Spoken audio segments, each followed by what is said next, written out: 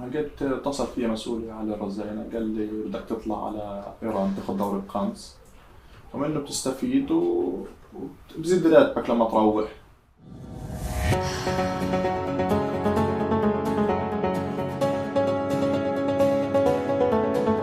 Iran dan Gerakan Jihad Islam Palestina bekerja sama untuk menjatuhkan tentara Zionis.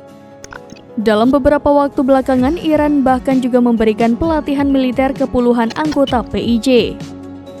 Para prajurit dilatih dengan keras mulai dari pelatihan menembak hingga pelatihan di bidang peroketan.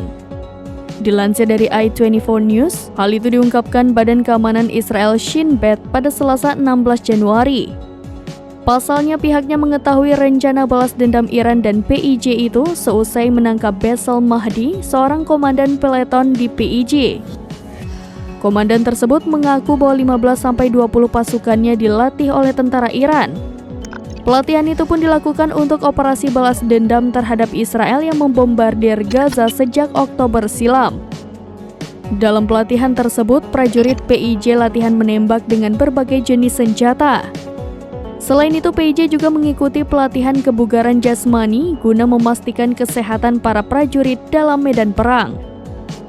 Bahkan, sebagian diantaranya juga mengikuti kursus tambahan di bidang peroketan, artileri, dan berbagai pelatihan militer lainnya di Iran.